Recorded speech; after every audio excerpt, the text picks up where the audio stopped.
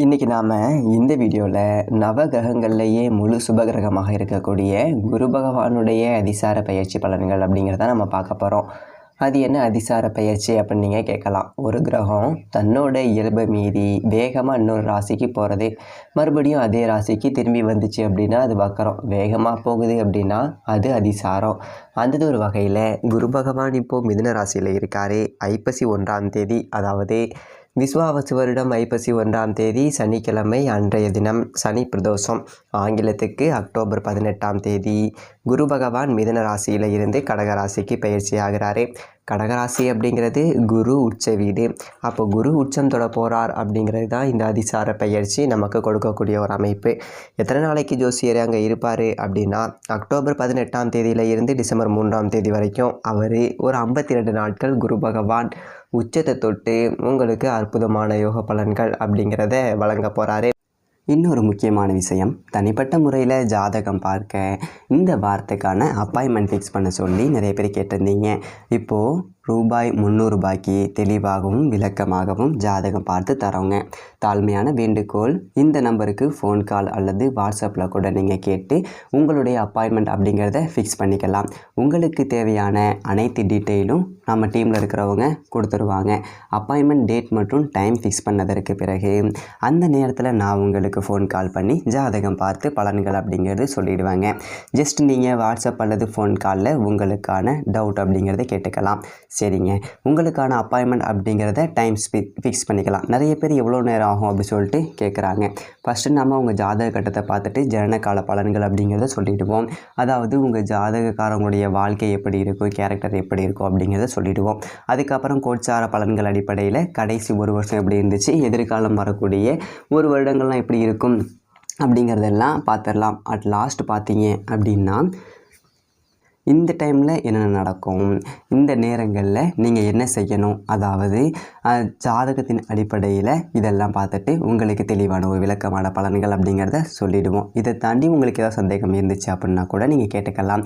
ஒவ்வொரு ஜாதகத்துக்குமே 30 நிமிஷம் வரைக்கும் நம்ம எடுத்துப்போம். தெளிவாகவும் விளக்கமாகவும் பொறுமையாகவும் உங்களுக்கு எல்லாமே சொல்லிவிடுவோம். இது இல்லாமல் உங்களுக்கு ஏதாவது சந்தேகம் இருந்துச்சு அப்படின்னா கூட நீங்கள் டவுட்டு கேட்டுக்கலாம். கடைசியாக ஜாதகம் இல்லைனாலும் பரவாயில்ல, பிறந்த தேதி, பிறந்த நேரம், பிறந்த இடம் மட்டும் சொன்னாலே போதும், நான் உங்களுக்கு ஜாதகம் பார்த்து பலன்கள் அப்படிங்கிறது சொல்லிவிடுவோம். நீங்கள் ஜஸ்ட்டு வாட்ஸ்அப்பில் ஜஸ்ட்டு ஒரு மெசேஜ் அல்லது ஒரு ஃபோன் கால் பண்ணாலே போதுங்க. சரி, வாங்க நாம் வீடியோக்குள்ளே போகலாம். அதாவது காலபுருஷனுக்கு 9வது வீட்டுக்கும் 12வது வீட்டுக்கும் அதிபதி குரு பகவான். அதாவது தந்தை, தெய்வ அருள், அதிர்ஷ்டம், உயர்கல்வி இது எல்லாம் குறிக்கக்கூடிய ஒரு பாக்கியஸ்தானத்துக்கு அவர் தான் அதிபதி.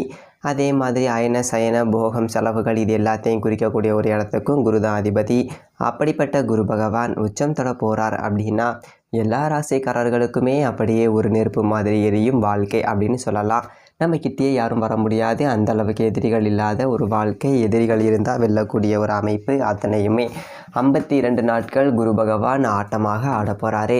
குரு விளையாடல் அப்படிங்கிறத நீங்கள் பார்க்க போகிறீங்க. அதுதான் உங்களுடைய ராசிக்கு குரு என்ன கொடுக்க போகிறார், இந்த 52 நாட்கள் வாழ்க்கையில் நல்லது நடக்குமா, மாற்றம் நடக்குமா, என்ன செய்யலாம், என்ன செய்யக்கூடாது எல்லாத்தையும் பார்த்துடலாம். மிதுனம் ராசி நேயர்களே, உங்களுக்கு இந்த குரு பகவானுடைய அதிசார பயிற்சி அப்படிங்கிறது எப்படி இருக்குது அப்படின்னு பார்த்தோம் அப்படின்னா, எப்படா இந்த நாள் வரும், நிம்மதியாக இருக்கலாம் அப்படின்னு சொல்லிட்டு நீங்கள் எதிர்பார்த்து காத்து கொண்டு இருந்த ஒரு நாள் அப்படிங்கிறது வந்துடுச்சு. என்னென்னா ஒரு 58 நாளைக்கு தான் மறுபடியும் ஜென்மராசிக்கு குரு பகவான் வந்துடுவார். இருந்தாலும் ஒன்றுமே இல்லாமல் இருக்கிறதுக்கு ஒரு 58 நாளாவது நம்ம நல்லா இருக்கோம்ல, அது போதுண்டா. அந்த 58 நாள் ஒரு லிஃப்ட் கிடச்சா போதும், நான் எப்படியாவது பொழைச்சிப்பேன் அப்படின்னு சொல்லிட்டு கொஞ்சம் கடங்கண்ணி ஆகி போச்சு. எனக்கு 10 ரூபா ஆஹா ஓஹோன்னு வாழணும்னு அவசியம் இல்லை. கடன்காரனுக்கு பதில் சொல்லாமல் நல்லபடியாக இருந்தால் போதும். கடன் தொல்லை தாங்க முடியலை இப்படி சில பேருக்கு. இன்னும் சில பேருக்கு தேவையில்லாத மருத்துவ செலவுகள், குறிப்பாக அப்பாவுக்கு மருத்துவ செலவுகள், தொழில் ரீதியான நட்டங்கள், ஒன்றுமே இல்லை படாத பாடுபட்டுக்கிட்டு இருக்கேன் அப்படிங்கிற ஒரு நிலமை அப்படிங்கிறது இருக்கும். ஏன் அப்படின்னா இதை சரி பண்ணுறதுக்கு தான் இந்த 58 நாட்கள் வந்திருக்கு. எதனால் அந்த பிரச்சனை வந்துச்சு அப்படின்னா ஜென்மகுரு. ஜென்மத்தில் குரு இருக்கிறதும் இல்லாமல் இருக்கிறதும் 1 2 தான். அதாவது ஒரு சுவர் அப்படிங்கிறது இருக்கும், ஆனால் நம்ம கண்ணு முன்னாடி தான் இருக்கும், ஆனால் நம்மளால் சாப்பிட முடியாது. சோறே இல்லை அப்படின்னு சொல்லிட்டு பட்டினி கிடக்கலாம், ஆனால் வச்சுட்டு கிடக்கிறது எவ்வளோ கஷ்டம். அப்படி தான். அதாவது குரு ஜென்மத்தில் இருந்தும் அதால் 10 பைசா ஒரு பயன் இல்லை அப்படிங்கிற மாதிரி தான். அதே காலகட்டத்தில் 10ஆம் இடத்துல சனி பகவான் படாத பாடு.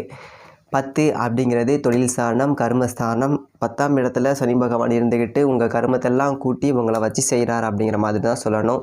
யாரோ பண்ண பாவம், நான் எவனுக்குமே பாவம் பண்ணல, எவன் பண்ண பாவமோ என் தலையில் வந்து விழுகுது, நான் ஒரு தப்புமே பண்ணலையா, பழி வந்து என் மேலே விழுகுது, ஆஃபீஸில் இன்னொருத்தவன் பண்ண தப்புக்கு என்ன வந்து சஸ்பெண்ட் பண்ணுறாங்க, என்ன பிடிச்சி மேனேஜர் திட்டுறாங்க, என்னுடைய ப்ரொமோஷன் அப்படிங்கிறத கட் பண்ணுறாங்க, தேவையில்லாத பிரச்சனையெல்லாம் கொண்டு வந்து என் தலையில் தான் விழுகுது, ஒரு நல்லது கூட நடக்க மாட்டேங்குது, தத்தரியம் பிடிச்ச மாதிரி இருக்குது, இப்படி தான் பொழப்பு அப்படிங்கிறது ஓடிட்டு இருந்திருக்கும்.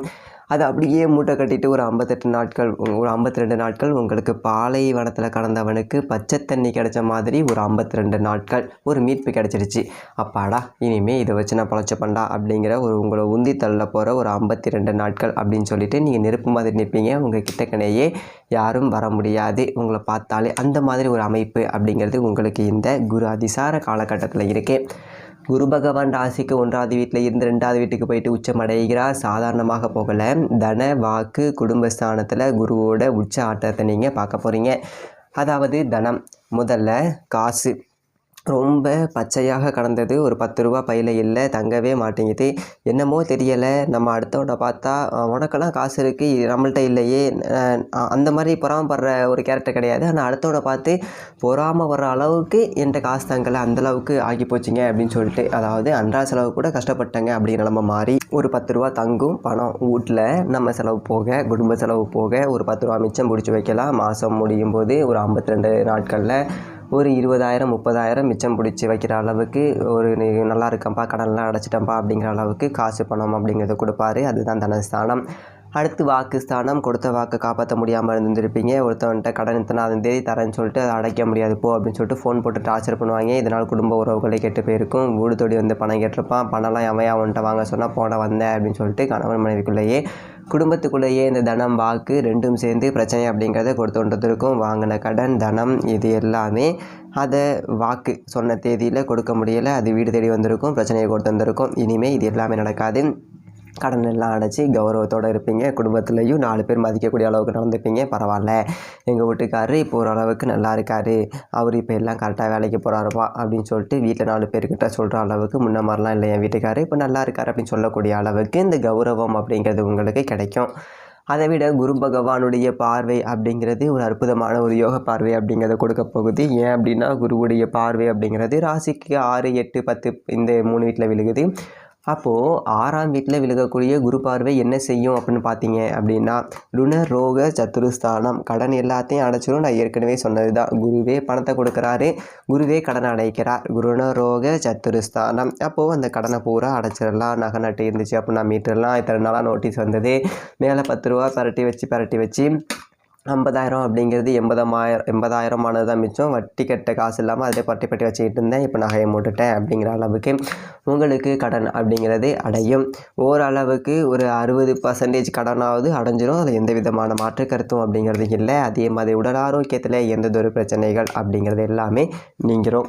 அதாவது ருணரோக சத்துருஸ்தானத்தில் குரு பார்வை விழுகுது அப்படிங்கும்போது, ஜென்மத்திலையும் குரு பகவான் இருந்தார் அப்படிங்கும்போது நிறைய உடல் பிணிகள் அப்படிங்கிறத கொடுத்துருக்கும். அதை விட்டு இப்போது குரு பகவான் மருத்துவ செலவுகள் இல்லாமல் உங்களை வச்சுப்பார். ஆஸ்பத்திரிக்கு நோக்கி ஓட வேண்டியதில்லை. உங்களுக்கே உடம்பு சரியில்லை அப்படின்னாலும் யாருக்காவது ஒருத்தவங்களுக்கு உடம்பு சரியில்லாமல் போயிருக்கும். வீட்டில் பொண்டாட்டி புள்ள அம்மா அப்பா அண்ணன் தம்பி யாருக்காச்சும் ஒருத்தவங்களுக்கு ஆஸ்பத்திரியில் போயிருக்கக்கூடிய சூழல் அப்படிங்கிறது மாறி இப்போ நிம்மதியாக இருக்க போகிறீங்க அப்படிங்கிறது தான் உண்மை.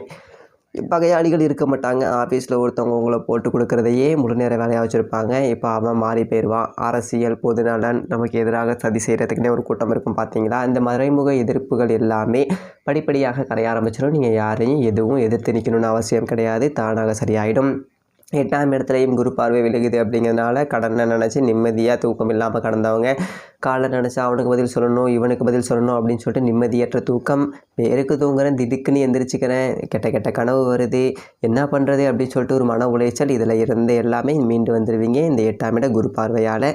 10ஆம் இடத்துல இருக்கக்கூடிய சனி பகவானையும் குரு பார்க்கிறார் அப்படிங்கிறதுனால தொழில் ரீதியான ஒரு வளர்ச்சி அப்படிங்கிறது இதுக்கு மேலே படிப்படியாக இருக்கும்.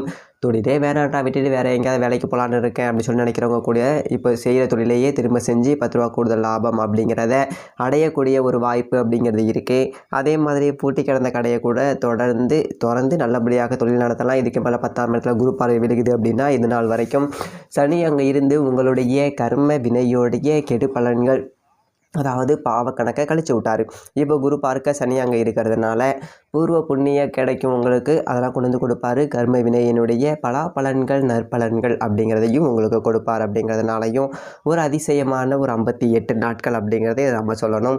ரொம்ப ரொம்ப அற்புதமாக இருக்கும். வியாழக்கிழமைகளில் குரு பகவானுக்கு நெய் தீபம் அப்படிங்கிறது ஏற்றிட்டு மஞ்சள் சாதம், ஒரு எள் சாதமோ புளி சாதமோ ஏழை பாலைகளுக்கு குருவுக்கு நெய்வேத்தியமாக வச்சு படைச்சிட்டு அன்னதானமாக அதே சாப்பாடை கொடுங்க. மிக அற்புதமான ஒரு 52 நாட்கள் அப்படிங்கிறது உங்களுக்கு காத்துக்கிட்டு இருக்கு. மிதுனம் ராசிக்காரர்களுக்கு எல்லாம் நல்லதாகவே நடக்கும். மேலும் தனிப்பட்ட முறையில் ஜாதகம் பார்க்க கீழே இருக்க நம்பருக்கு கான்டாக்ட் பண்ணுங்கள். தெளிவாகவும் விளக்கமாகவும் பொறுமையாகவும் உங்களுக்கு ஜாதகம் பார்த்து பலன்கள் அப்படிங்கிறது சொல்லப்படும். நன்றி, வணக்கம்.